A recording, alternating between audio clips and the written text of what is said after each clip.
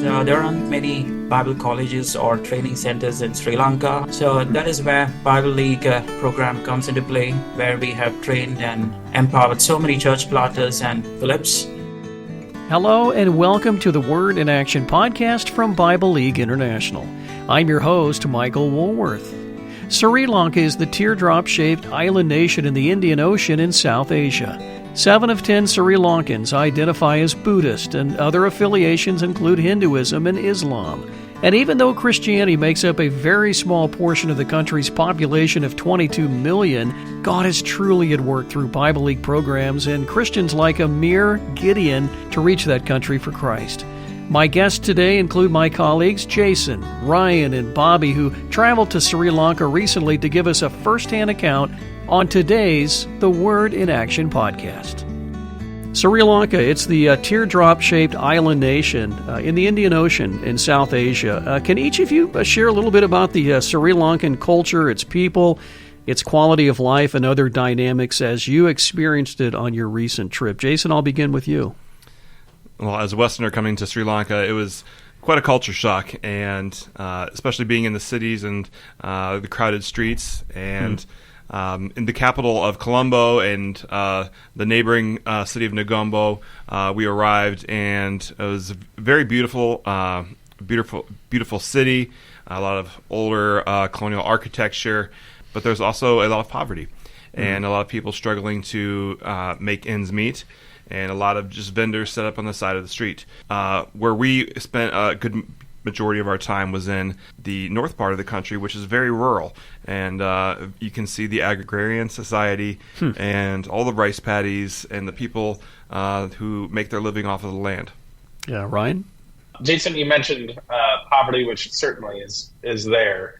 One of the things that really struck me is we went into a grocery store, and I went to the butcher section. Now, someone like me, I butchered my chickens last year, 25 of them. I'm expecting, these huge pieces of meat that are there. But you go up and you look into the refrigerated deli thing like we have. It was like 2 packages of chicken, but it was one chicken leg that was probably the size of the jumbo chicken wings you'd get frozen.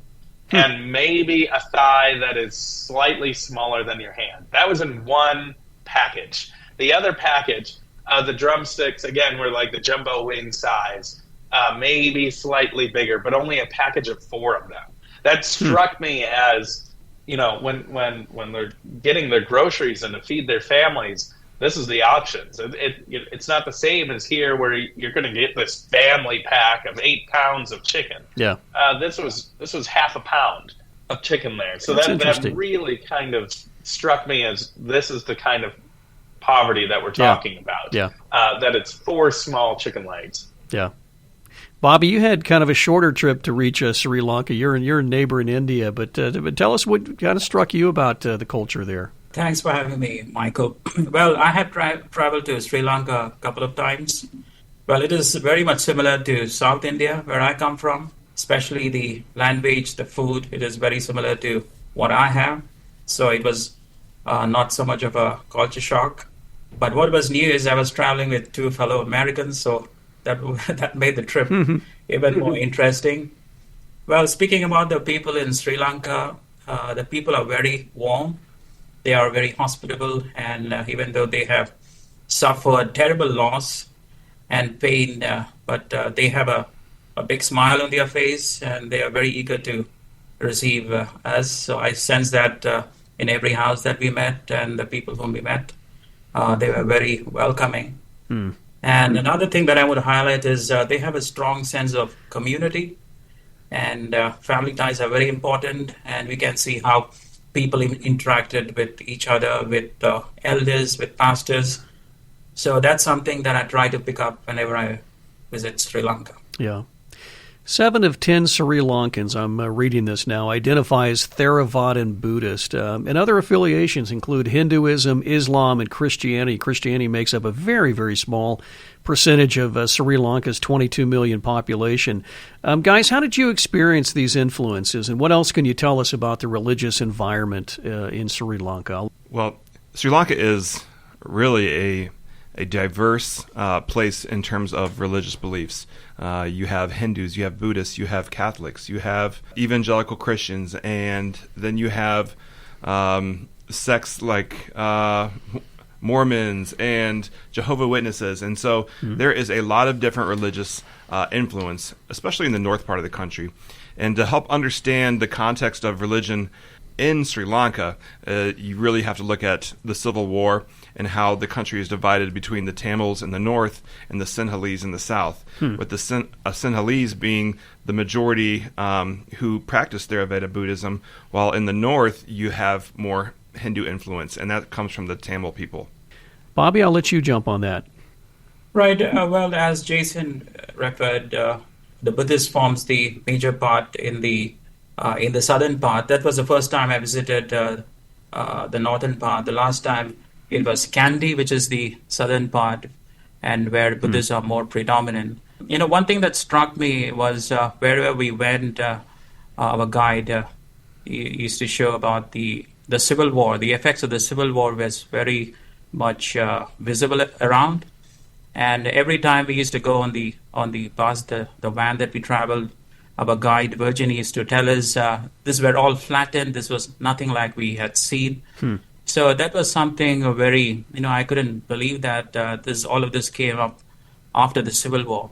So we were literally walking the roads where there were bombs falling, where there were people who had spilled their blood. So it was a different experience for me walking those regions and literally feeling that this is something like a war that had taken place. So that gave me goosebumps. And, that was the testimony, the backdrop of the testimony that I could hear from people. Yeah, yeah. My experience with the different, the different religions was markedly different than what I experienced in Bangladesh. In Bangladesh, when we went there, we had to care more about security. We had to care more about can we get out with the video and even take pictures at some of these mosques, where it seemed to me there wasn't as many different religions there in Bangladesh as there are here in Sri Lanka. So the positive side with Sri Lanka is, we were able to go up to temples, take photos, and nobody was giving you the side eye. Nobody was giving you a face that said, "Get out of here." So that's the positive side. But I think one of the things with Sri Lanka, with so many religions, and something I think we can understand in the West too, who do you trust? Where are you going to put that hope? Is it the Catholic Church? Is it the Evangelical Church? Is it the Hindu, the Buddhists, the Muslims, the Jehovah's Witness, the Mormons? There's so many different things, and everybody's saying this is true. Who are you going to put your hope in? You three met many believers while you were in Sri Lanka. Talk about some of the meetings that stood out to you and what impacted you the most. All right, let me talk to you about Amir Gideon.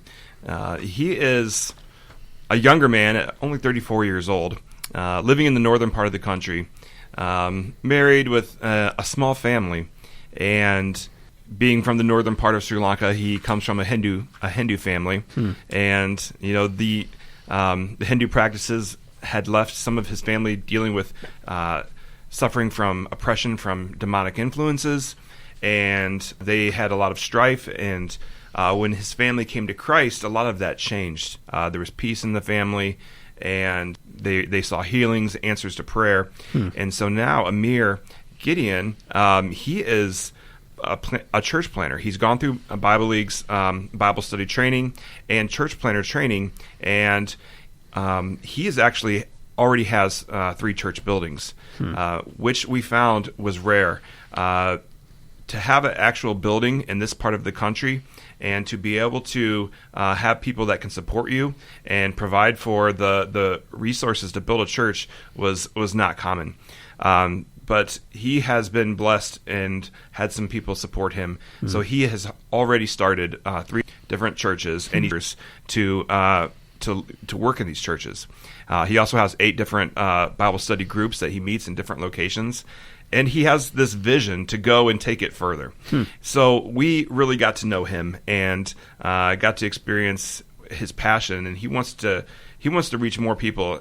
He's in Kilinochie, in the northern part of the country, but he knows that there's other people groups outside of his village that need the gospel, and he's got a vision. And he's young and driven, and it was exciting to see that passion. Yeah, I love that. Amir Gideon, the church planter, right? Yeah. Bobby, any stick in your mind? Oh, yeah, Sasikala, that's the great impact that I had. That's something which I cannot forget. And, well, Sasikala is a woman in her late 40s, and she is from Kilinochie, a region which experienced intense conflict during the Civil War.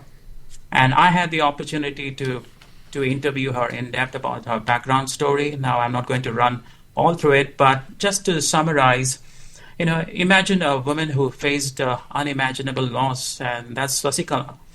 And the war tore her family at one point, and she lost her husband and her 2 daughters in the chaos. And this trauma, this led her to depression, and even she attempted suicide. And it was in this darkest hour that she encountered Pastor Ganesh, which is our Bible trained church planter who shared the gospel with her. And that was a turning point in her life. She experienced healing, and that's how she came to know Jesus. And, that was the beginning of how she started her ministry. Initially, she started her ministry with children because I believe that was the door that she could reach out to the adults. And later on, adults came. And what's so incredible is the place where she took her to the church.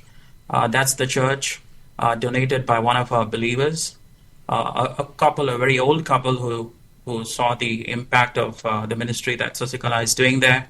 So they donated the land, and now around 35 or more children, adults, mostly women, come and gather every Sunday service. So we were part of the Sunday service that Sunday, and where around 5 or 6 believers were baptized on that Sunday. Oh, very nice. And the most impactful thing for me about Sasikala was that she was suffering under emotional and spiritual depression, and that I think it's true that she went to several different religions, to imams, to Buddhist priests, to get healing from this. But all of them required something for something, some sort of sacrifice, some sort of payment for that healing. And what was different about when Pastor Ganesh came and prayed with her, what Jesus gives is that free grace. It is that free mercy. She didn't have to give anything. She didn't have to do a single thing because God's grace is free. And that was something that carried her. One of the testimonies for me that struck me was a man named Sibi, and he grew up in poverty, extreme poverty, doing odd jobs. He with Kilinochie being so close to the ocean, he could find jobs fishing, but that wouldn't pay the bills for his family. And then he wanted to be a carpenter, but still couldn't make that happen. Now, in a lot of these impoverished areas, whether that's impoverished or under-resourced, however you wanted to say that, gangs are a real thing. And it's a really gray area of, are these gangs good? Are they bad? It's not quite as black and white as we'd like them to be, whether that's the cartel in Mexico or the gangs here. What gangs offer is a consistent paycheck. So CB trying to support his family, joined a gang very young as a teenager, and he did the things that gangsters do. Except for one day, he witnessed somebody murdered, and that just shook him. He escaped to his brother's house. He didn't want to be part of this gang, and it's there that he met Sasikala.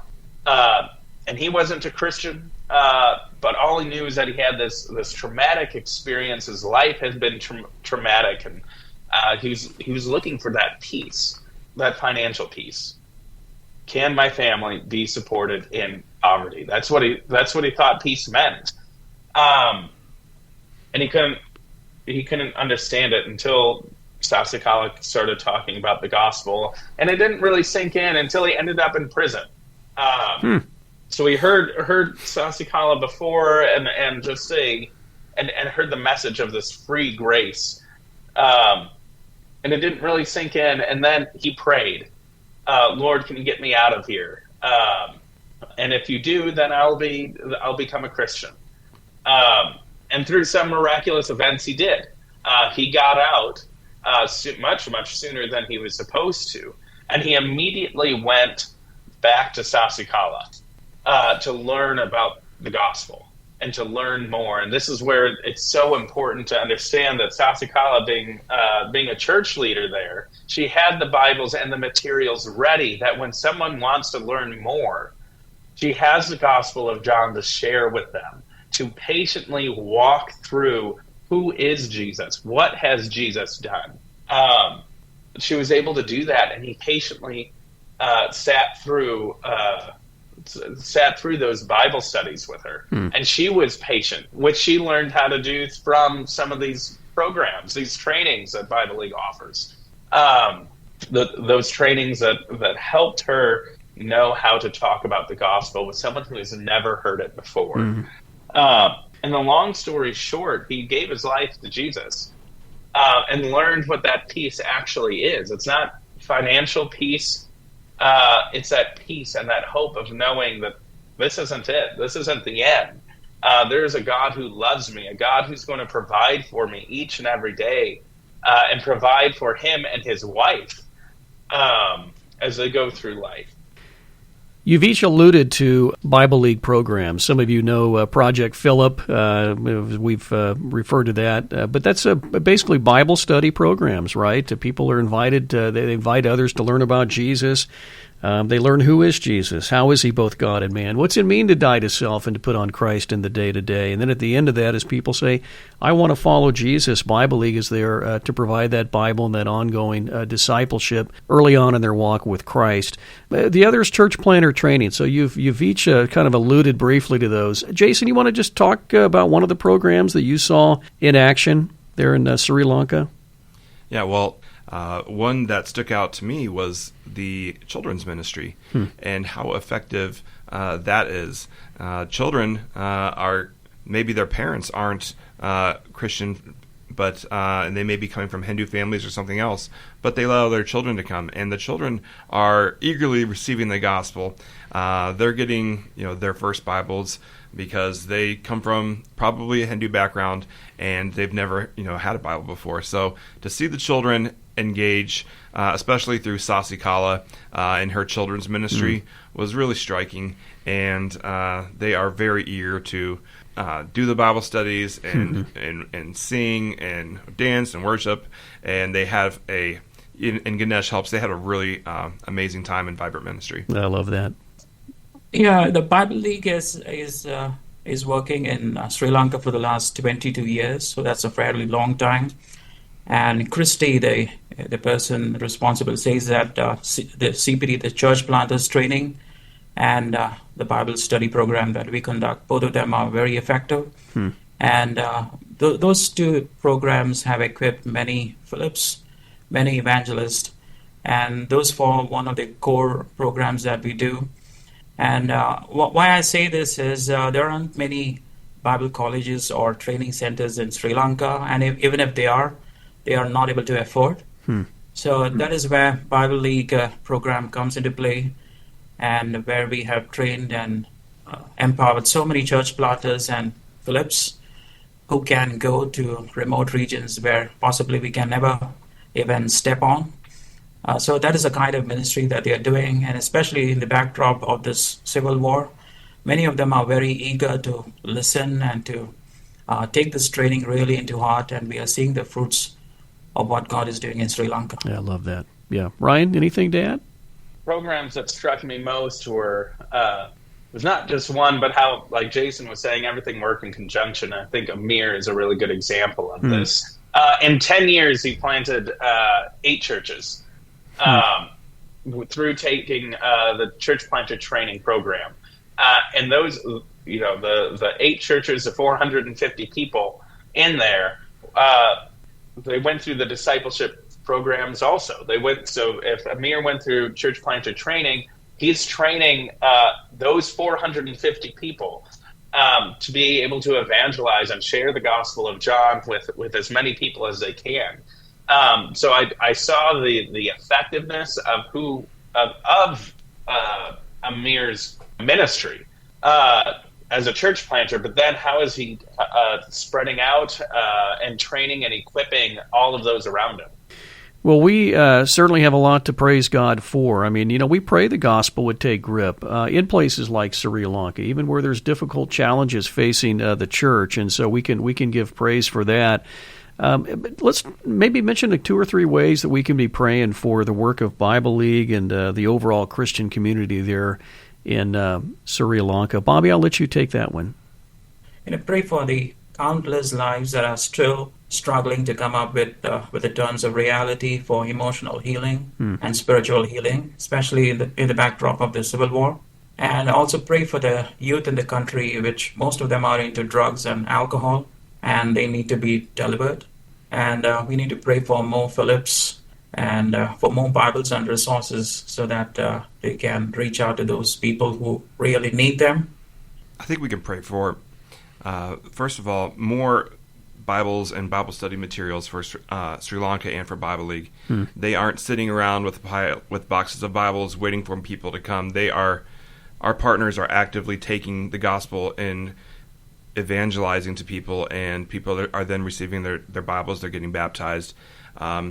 Pray over them because they don't have a lot of income. They are bivocational, and from what I could tell and from what I could gather from the people that we interviewed in northern Sri Lanka, there is not any other Christian resource to these people. There is not other ministries that are really in the area that are providing Bibles or providing the tools to be able to grow in their faith. So there is a sense of isolation, and maybe there's some other options there they don't know of, but they really I really did kind of get a sense that they are on their own, and Bible League is a lifeline that's providing them the tools to be able to grow their church. So just pray for them, and that they would be able to, even if they are small in number, they would know God's presence is with them, and that they are doing God's work. Well, as we wrap up, guys, what would you say to our listeners, those families, those churches and organizations who have a heart for ministry in South Asia and Sri Lanka? What would you say to them by way of encouragement? Are there prayers, are there gifts making a difference? They certainly are making a difference. You see people who would have never heard of Christ otherwise. And I saw one lady who was part of Sasi College Church, and I have never seen so much joy on a woman when she was being baptized and giving her life to the Lord. And it reminded me of people in the in the New Testament church. And I just never seen so much joy. And she was probably at least 75 years old.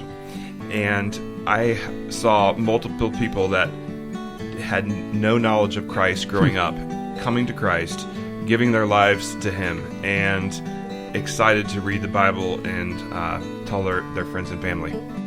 I love that. That's a great way to close. Bobby, Jason, Ryan, thank you for making the trip to Sri Lanka and introducing us to these remarkable believers who are reaching that country for Christ. And thank you for that list of items we can be praying for, and for those words of encouragement to our listeners right there at the end, Jason. Friends, thank you for tuning in and for supporting Bible League with your prayers and financial gifts. Will you follow Bible League on social media? You can find us on Facebook, Instagram, X, and YouTube. And you can sign up for our e-newsletter and Verse of the Day and learn more about becoming a monthly sower at BibleLeague.org. That's BibleLeague.org. And let us know how today's program impacted you. Email us at podcast@BibleLeague.org. I'm Michael Woolworth for the Word in Action podcast. Thanks for listening.